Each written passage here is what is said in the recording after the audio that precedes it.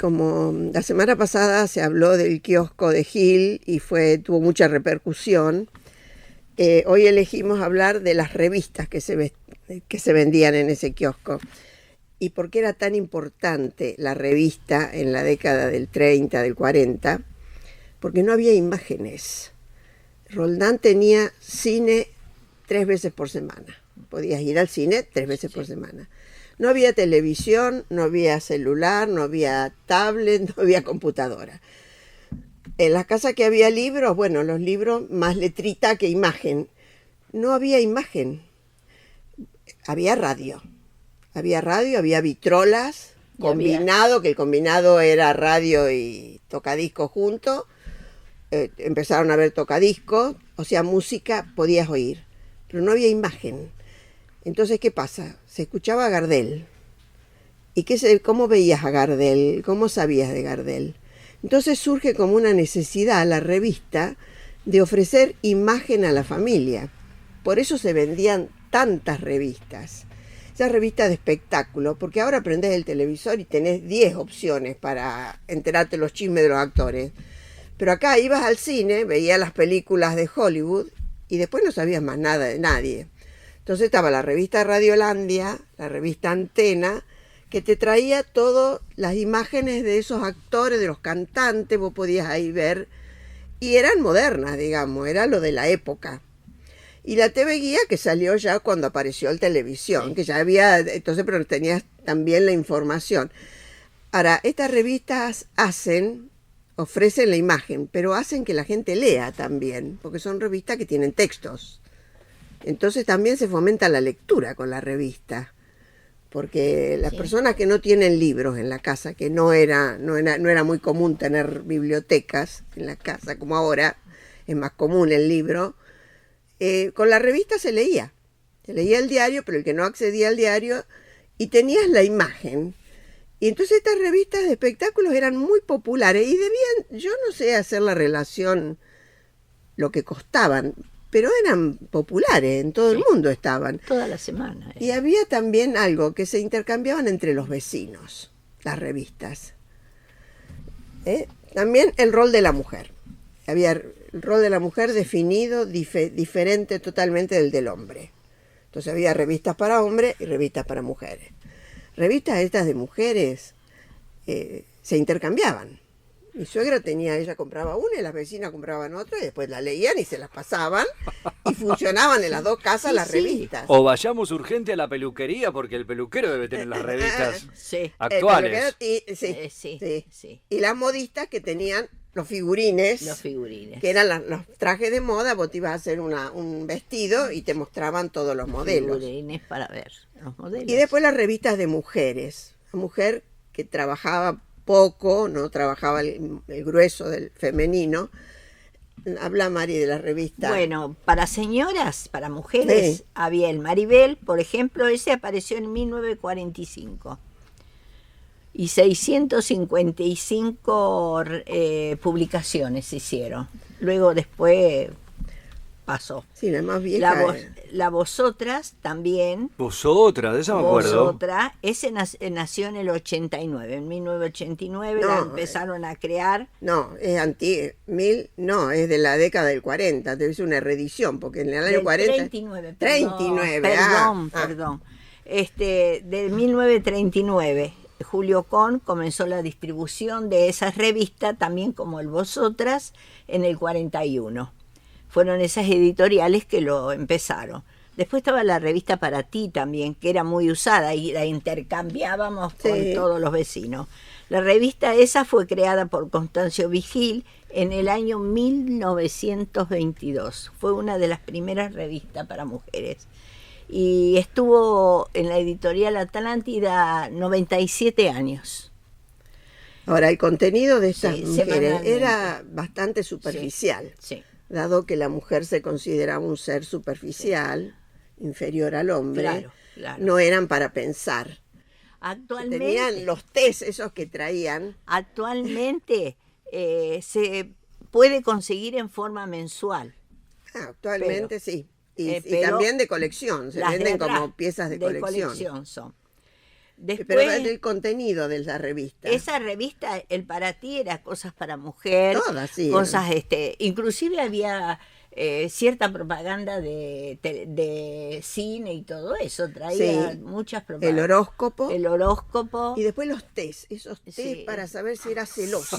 Sí. Entonces contestaban un grupo de preguntas y te salía si eras muy poco, más o menos celosa. Menos así. O si te ibas a llevar bien con tu suegra. Esos eran los temas, eran muy banales. Y después traía moda, por supuesto, moda de sombreros, moda de zapatos, moda de ropa. Después modas de tejido y todo. Y no faltaba la receta. Eso receta de cocina. La receta de cocina. Y algún artículo. Algún crucigrama por ahí. Algún crucigrama también, sí. Y algún chiste también. Algún chiste siempre cómico. Tenían, sí. Algo cómico había. Algo cómico, tenía toda la... Pero eran muy superficiales, eran para leerlas y olvidarlas, digamos. Sí, pasarlas a los vecinos. Después, en la parte espectáculo, estaba la revista Radiolandia. Sí. Esa revista nació en 1930 también, y la primera aparición, esa fue por Julio Korn, que tenía en mente hacer algo, esta persona, porque tenía una editorial también, y estuvo...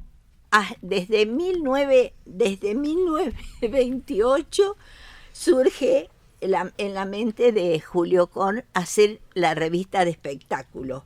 Esa fue una de las revistas muy requeridas porque todos queríamos saber qué es lo que pasaba en el espectáculo. ¿Es la misma que tengo acá en mente, que era Radiolandia 2000 o no? ¿O era otra? Era otra. Se ido cambiando, han ido adaptándose a los tiempos. Okay. ¿no? Se fueron cambiando realmente. Después había un tipo de... Después las historietas. Sí.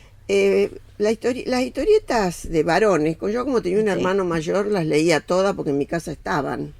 Sí. En tu casa a lo mejor no, porque no eran mujeres, pero... Sí, pero había. El D'Artagnan, el Tony, que tenían historietas, eran dibujadas, hubo grandes dibujantes de historietas, con tema de la guerra, porque claro, en la década del 50 hacía muy poquito que había terminado la Segunda Guerra Mundial.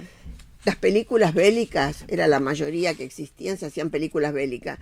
Y las historietas tenían contenido... Un cierto contenido. De guerra. Sí, Después había otras de policiales, ¿no es cierto?, de aventura. Después estaban las fotonovelas también. Las fotonovelas era un cómic con fotos. Y estaban las románticas, los libros de Corín Tellado. El libro de Corín Tellado era de 15 por 10. 10, chiquitos. Sí, de bolsillo. De bolsillo. Y tenía una que eran las historietas de cowboy para los varones.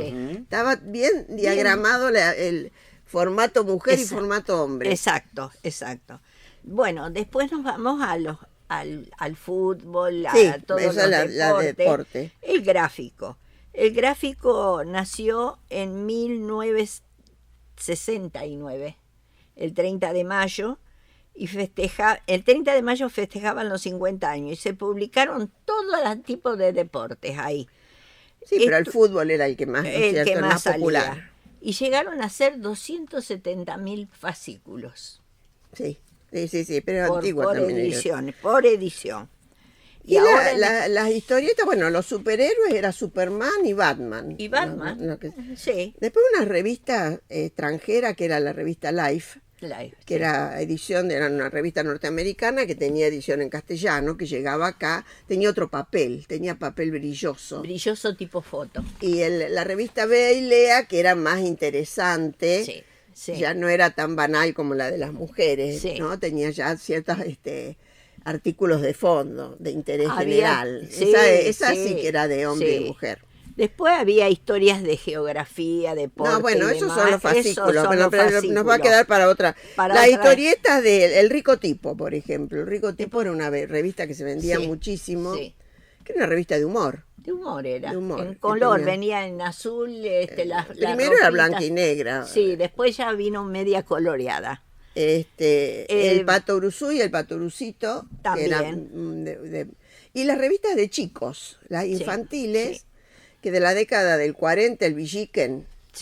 Yo me acuerdo que como mi hermano era 5 años más grande que yo, le habían comprado todos los Villiquen a él, y ya después cuando yo los heredé, porque estaban los Villiquen, no se tocaban, no se recortaban, nada. Claro. Así que yo usaba una década anterior, porque a mí no me compraron revistas infantiles porque estaban todas esas. Claro. Era de escuela.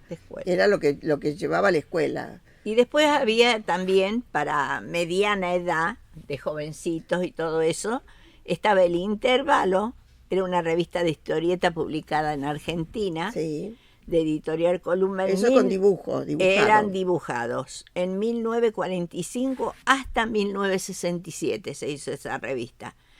El Tony, por ejemplo, que era similar al Intervalo, ese fue en 1928 hasta 1967. Eran revistas todas, venían distintas historietas. Claro, ahí venían las de guerra. Las de guerra también. Sí, venían de todo un poco. Después hubo una que vino muy poco, el Nagash Lash. Era una Nippon Lash, una serie de historietas argentinas creada por Robin Hood y Lucho Olivera. Y también en esa época está El Eternauta. El Eternauta también estuvo. 1967 a 1998 funcionó esa revista. No todos la consumían, vamos a decir la verdad. Como el Asterix. El Asterix también era más selectivo. Era selectivo. El Asterix era más selectivo. Sí. Me pongo de pie para... Sí. Eso era, sí, gama mayor, ¿eh? Claro, sí. No, eso era, y también costaba, eran revistas de costo. En la parte de niños vino Condorito. Condorito era una historia chilena, un personaje homónimo, fue muy publicada aquí en Argentina desde el 6 de agosto del 49. Era un chileno, René Ríos Boettinger, quien la hizo. Era un tal Pepo, le decían de sobrenombre. Luego, bueno, ya tenemos lo más tradicional. Lo de Disney, claro. Lo de Disney, el Pato Donald y los sobrinos, que fue del 15 de abril del 38. Y los tres sobrinos se llamaban Hugo, Paco y Luis, que eran tremendamente traviesos. Eso eran de Walt Disney. Sí. Minnie y Mickey estuvieron también, su aparición en el 28, en 1928, 94 años de esa revista. La verdad fue una revista que fue una creación de Disney, un sueño que tuvo Disney. Y también es un sueño que creó Disney, que eso fue lo que a él le gustó mucho, Pluto y Dippy, que acompañaban a Minnie y Mickey. En las últimas ediciones. Actualmente todavía. Siguen actualmente. Pero ahora ya, claro, en versión televisión. Sí, no revista. Sí, no revista. En el 30 apareció. También hubo revistas prohibidas, las revistas subidas de tono que no circulaban así. No, estaban abajo del mostrador. Estaban abajo del mostrador y abajo de los colchones. Iban y hablaban así. ¿Habrás visto alguna en tu vida? ¿Habrás visto alguna? No muchas. No muchas, pero algunas sí. Algunas sí, porque, viste... Pero no te voy a decir una barbaridad visto, no. Alicia tenía preparadas las revistas políticas, el Tía Vicente, después, pero vamos a esperar que llegue ella porque lo investigó bastante al tema. Sí. Nos queda para el lunes que viene ese tipo de... Después salieron revistas, ya después, ella habló en la década del 60 cuando viene el boom editorial, que salen los fascículos, que uno se podía hacer colecciones de libros pagados por semana o quincenalmente en capítulos. Después te salía un dineral a la larga porque el monitor que tenía 12 tomos haciéndolo por de a 10 páginas por vez, después a la larga salía carísimo. Pero bueno, era el acceso a colecciones, la historia argentina, la historia universal. Bueno, muy linda. Después lo podemos... ya era mejor papel, mejor calidad. Bueno, lo podemos... Para el próximo lunes, cuando venga Alicia. Me encantó el tema porque uno extraña las revistas que ahora pura y exclusivamente si sos parte de un círculo, si sos parte de aquellos que se anotan y son parte de las suscripciones, las podés recibir. Te lo dijo. Ay, muchas gracias. Dale, muchas gracias. Bueno, chicas, ha sido un placer, un gusto. Me encantó el tema. Hasta el próximo lunes. Hasta el lunes. Hasta el lunes.